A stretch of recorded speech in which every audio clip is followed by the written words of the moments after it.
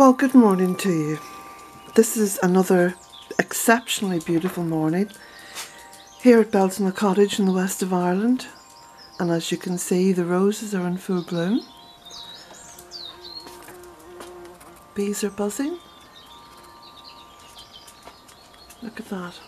They're gorgeous. Lots more to come. There's a little bit of a wind this morning, which is nice because it's cooling, but still no rain. We'll just have a quick peek up at the sky. Look at that beautiful blue sky, isn't it lovely? I mean, the weather is gorgeous, I can't complain about it. The only small problem that there is lack of water. But I was thinking as well, you know, this morning when I was making my coffee, there's a lovely poppy out, isn't that beautiful? I have my coffee here. It's a coffee pot. I've just poured it and here it is. So we'll go for a little walk. One of my little dangerous walks, because coffee in one hand, camera in the other, Jack bouncing about at my feet, and with my glasses on so I can only see a few feet in front of me. Okay, let's go for it, why not? So, no Jack, we're not going around the front, we're going to go up this way. We're going to go up to the stone circle.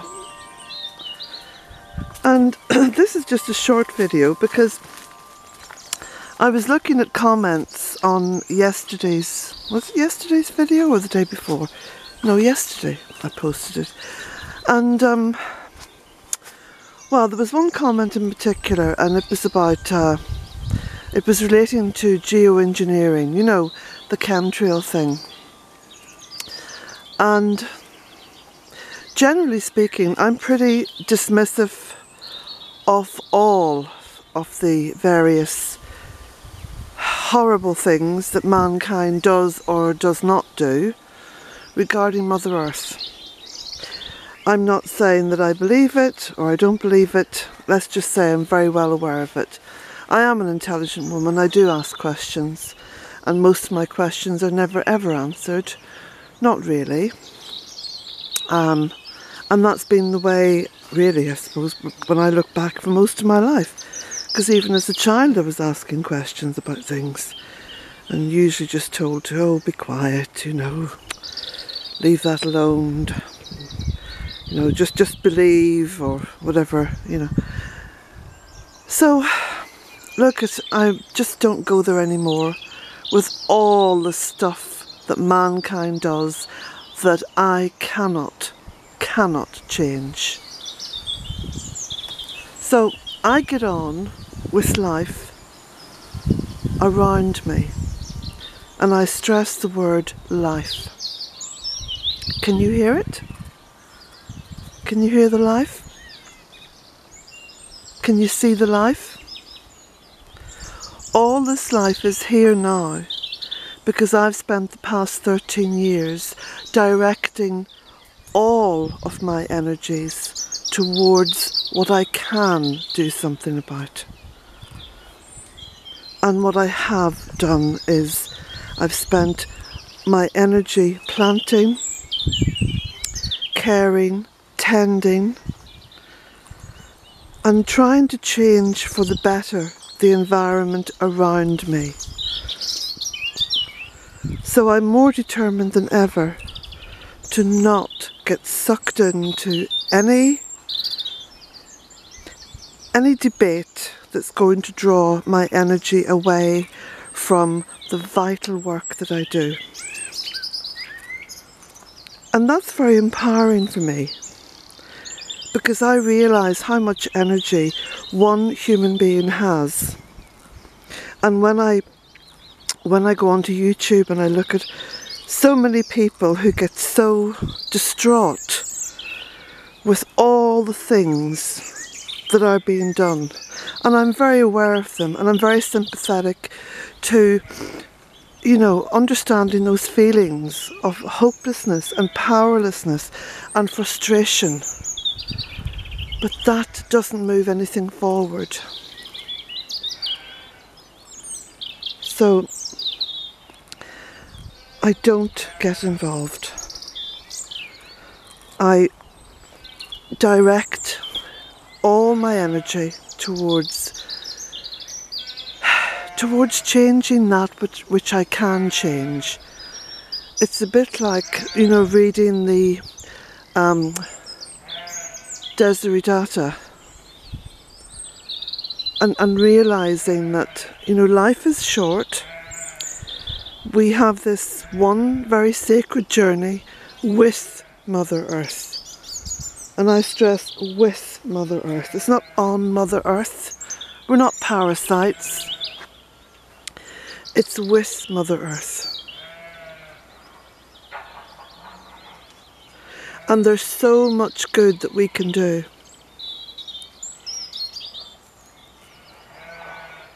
And I stress the word do. Because you know who's really good at talking and talking and talking? Politicians. Politicians would talk the hind leg of you. What is it they do? Oh, I think Sammy Bear has the answer. Yes, Sammy Bear? What is it that politicians do? Nothing, he says.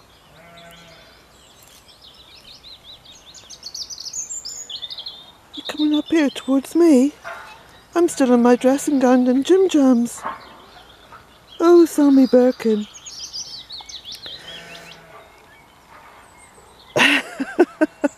I have my audience of two. So that was all I wanted to say, really.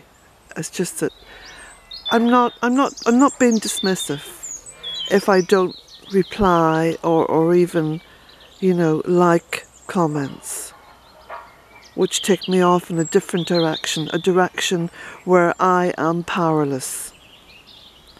I'm not being dismissive, I'm just simply ignoring that which has no relevance in my life.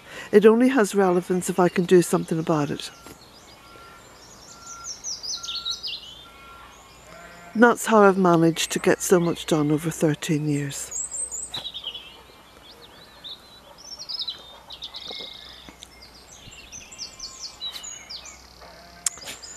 So, here I am, sitting out here with my coffee, enjoying the day that's in it, the morning that's in it. The leaves still haven't come out on the ash trees. Be a few more days yet. Virtually everything else has come into leaf. And it's very beautiful. And the earth is singing. She is singing. And something I've come to realise is that whatever mankind does to Mother Earth, and you know, mankind is pretty persistent in his destruction.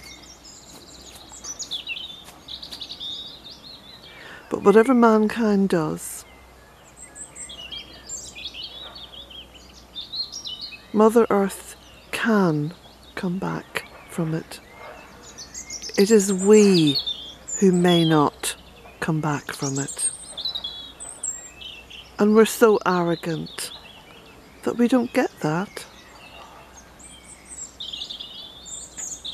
Hence the arrogance and the absolute nonsense about, well, we'll all have to go and live on planet Mars. It's when intelligent people come out with statements like that that really makes me worry about the future of the human race. Because if that is the absolute nonsense being spouted by some of the most intelligent people on this planet, then what hope is there for humankind? So bearing all that silliness in mind, I get on and plant. I plant, I nurture, I protect. And let's just stand up here and have a look down across the land. Look at all that colour. Look at all that colour of all that's growing. If I was to go and stand on the field next door, you'd be able to see for miles and miles and miles, because there wouldn't be anything growing other than chemically infused grass and rushes. For cows to grow meat. To grow meat.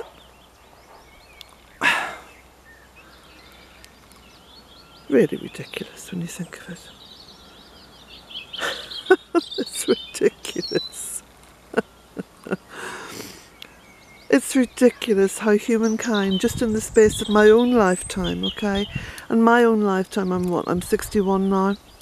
When I was a child growing up, you were lucky if you got meat twice a week. There was no such thing as lamb. Lambs weren't killed for our, eating. You had mutton, and mutton was an old sheep. And I remember my mother getting ribs of mutton from the butcher, and you'd have to roast them for hours. And you got your, one or two little ribs. You were lucky to get two forkfuls of meat off them. And there was always lots of gravy, because Mum would make lots of gravy from, I suppose the juices and the fats from roasting. And then what was left over was poured into a big jug, and it was called dripping. And that was the fat that was roasted off the ribs. And you had that on bread with a little bit of salt on top. And, very, very little meat. We never got roast chicken. Roast chicken hadn't been invented. Or if it had, we hadn't heard of it. Because once a week you'd get 2 what was called boiling chickens. And the boiling chickens, of course, were the tough old hens that had stopped laying. And they were sold at the butchers, and you got 2 of those, and Mum would make a massive chicken soup in a pot that you could have fitted a child into. And that chicken soup did you for days. It was delicious, gorgeous. And there was 11 of us born and raised, well, 9 of us raised, because 2 died at, birth or shortly thereafter. But 9 children raised in that fashion. And we're all still alive today. And I was born in the middle. And none of us have had serious illnesses, other than one brother who was diagnosed with diabetes type 1 when he was 18, when he went to college. So it's quite amazing, how people eat today. I mean, how many times during the day does a human being in the Western world now eat meat? It's a snack food. People can't even have a sandwich without a lump of meat stuffed inside of it. So we make choices, we make the choices. And people who say, oh, well, you can't do anything about it. Well, of course you can do something about it. It's not difficult to do something about that. You make a choice. You don't have to become vegan or vegetarian. No one has to go down that route at all. But you can say, okay, well, in future I'm just going to eat meat, say 3 times a week, with no meaty snacks in between, and go a little bit more plant-based, because of course it's more healthy for you. Myself and my siblings are testament to that.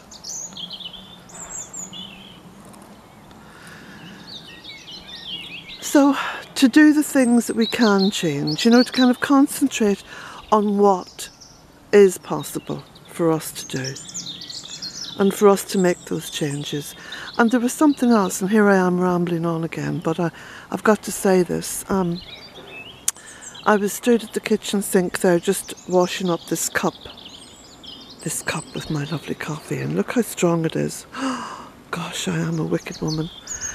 Anyway, I was at this kitchen sink washing up this cup, and I thought, you know, I had the tap on what I would call dribble mode. So it was just dribbling out little bits of water, just enough to be gathered on the sponge to wash the cup. So I thought, most people in the Western world are not aware of how valuable water really is.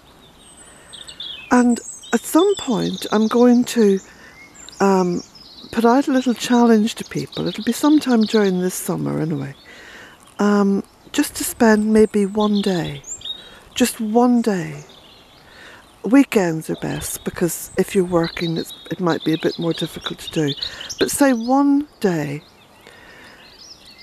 surviving on a prescribed limited amount of water. So I'll have to kind of measure what it is that I've been using over recent days. And then just put that challenge out there, because it's just very interesting and it's very empowering. And this is what real change is about. It's about empowering oneself with knowledge and understanding, and coming up with little, you know, plans and ideas in our head that can change the world around us.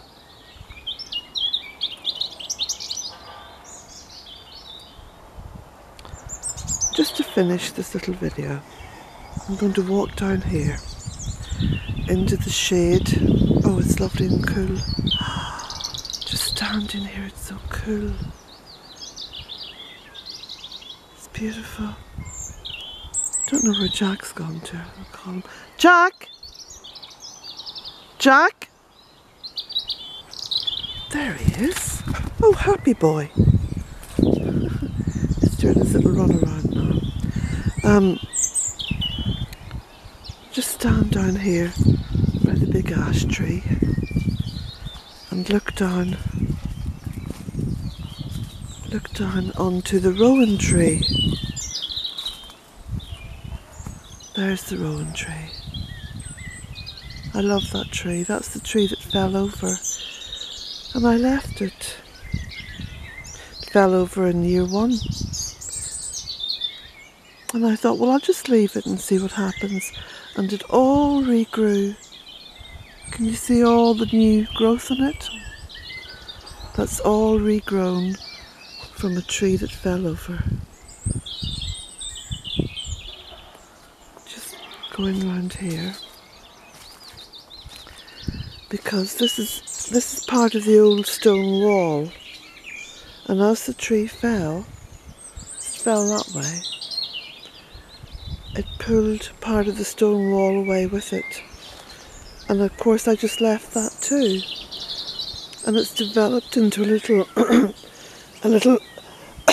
excuse me, a little kind of a miniature world down there, you know, a little crevice. And it's where humans don't go. Isn't it beautiful?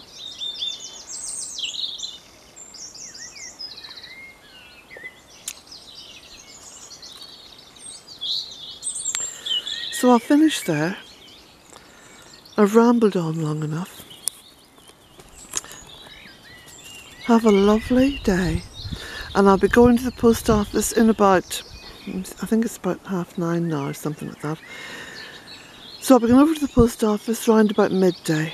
So anyone who does want a book posted off today, just click on the link under this video.